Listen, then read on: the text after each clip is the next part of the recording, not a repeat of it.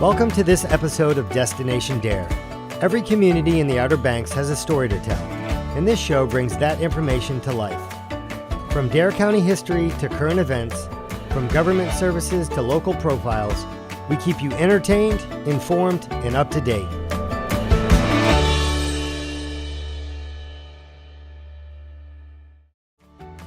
The town of Duck takes a comedic look at their shoulder season events. Hi, I'm Christian Legner, Director of Public Information and Special Events for the town of Duck. We recently just finished our annual Duck Jazz Festival, and thanks to everyone involved, it was a huge success. Now that we finished the Jazz Festival, we move on to fall and winter. Oh, sorry.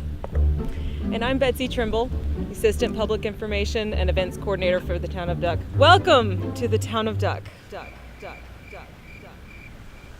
Fall in Duck means that we're headed into the shoulder season. The shoulder season is the time between peak travel season and off season. People seem to think that things slow down in the shoulder season. Oh no, what are you two talking about?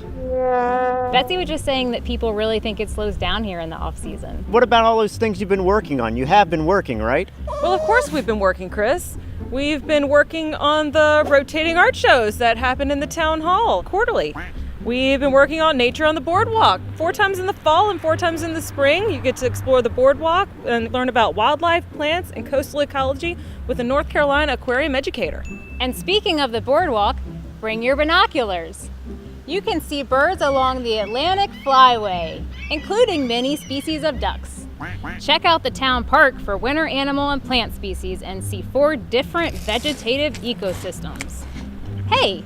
While you're enjoying the outdoors, join us for beach grass planting. It's always a good time. Are you interested in learning a new topic? We have all sorts of presentations scheduled. History of Duck, weather, shipwrecks, and more. Just let us know what you're interested in. Don't forget to stop by for the Brown Bag Lunch with Chief Kudo. Join the informal discussion once a month from October to May. Oh, and don't forget about the annual Yuletide celebration, Saturday, December 1st. Start your day off with the great Yuletide Elf Hunt through Duck Village, sponsored by the Duck Merchants Association. And end the afternoon with carols, tasty treats, live music, and guess what? The arrival of Santa on the Duck Fire Engine. Ho, ho, ho, Merry Christmas! While you're at it, visit us for a long holiday weekend. Veterans Day, New Year's, Martin Luther King Jr. Day, or President's Day weekend. You can shop, play, dine, and stay with us. No matter the season, there's always something here for you. And remember, dogs are always welcome in the town of Duck. Come on, Trotsky.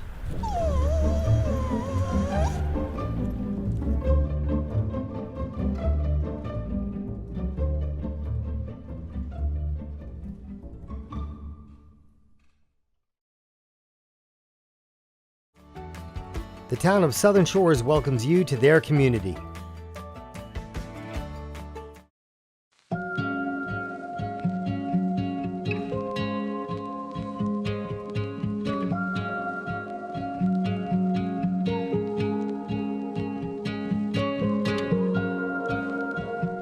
When the town of Southern Shores was established in 1979, it became known as the Town of Volunteers.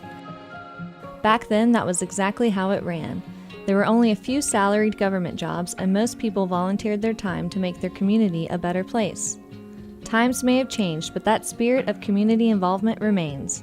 Citizens stay active in town government, and the Volunteer Fire Department is one of the few Class 3 departments in the nation.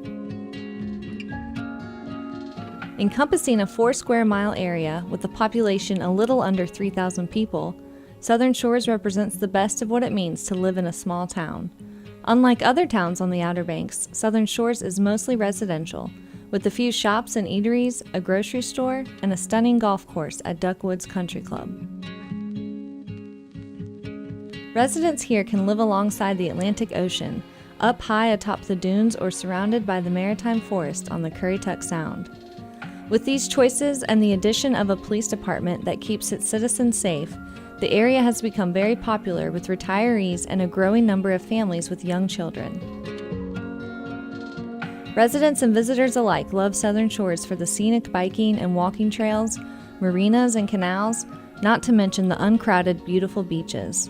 With acres of maritime forests, you can live surrounded by gorgeous live oak trees and still be within walking distance to the beach. Southern Shores, a town you love to call home.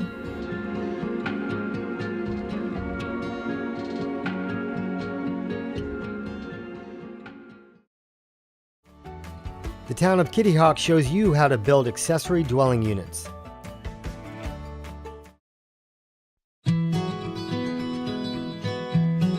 My name is Rob Testerman. I'm the Director of Planning and Inspections for the town of Kitty Hawk. Accessory dwelling units, or ADUs, are small apartments that are in addition to your main house.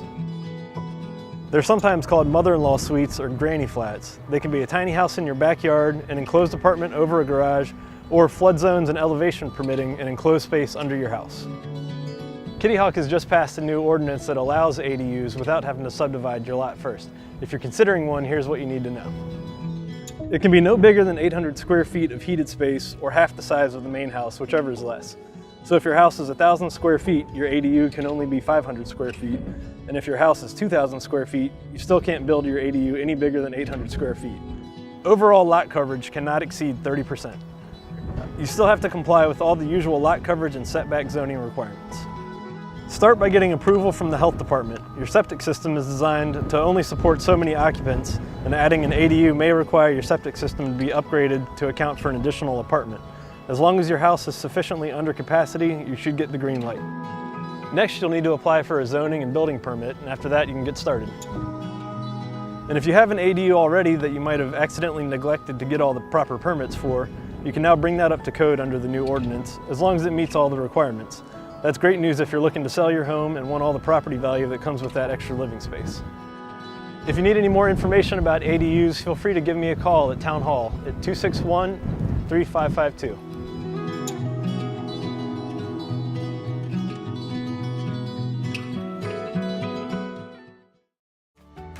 The town of Kill Devil Hills gives you safety tips in and around the school zone.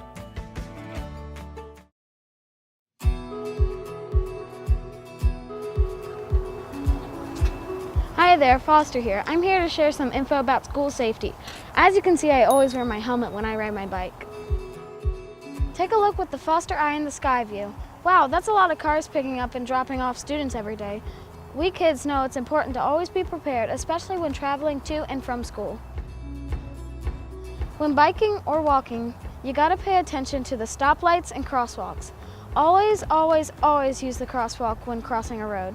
Press the button and look for the light that says OK to cross, and go only when it's safe. Mom always says look both ways before crossing the street, and making sure drivers are paying attention is important.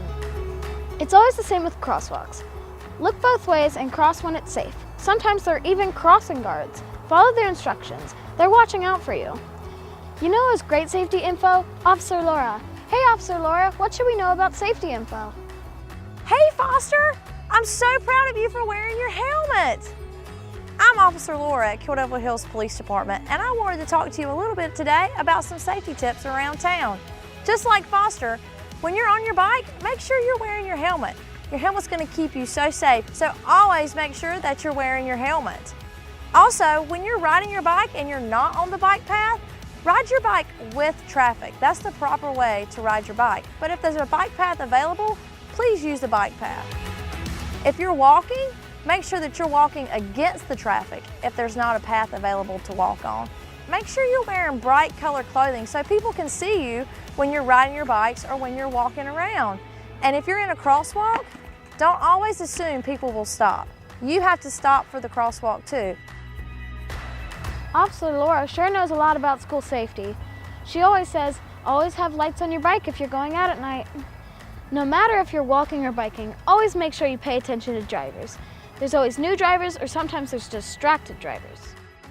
Drivers, make sure you always stay alert and keep your eyes on what's going on around you. Students are going to and from school. One of the great things about school in KDH is that we have ball fields and Aviation Park right beside them. At Aviation Park, there's a skate park, walking path, and fun events. It's fun to hang out there, but Officer Laura has some reminders to keep everyone safe. Kill Devil Hills loves having Aviation Park here for all the students to be able to ride their bikes, their skateboards, or walk over after school. But there are some things that we are requesting. Please make sure to keep a positive attitude when you are here. Know that there are younger children that are here with their parents, and we want to make sure that everybody has a good time. Please make sure that you are using the trash cans that are available. We want to keep this as nice and beautiful as we can for everybody to enjoy. If you're in the park and have a concern, feel free to call Kill Devil Hills Police Department at 449-5337. Thanks, Officer Laura, and thank you for listening to some facts about school safety.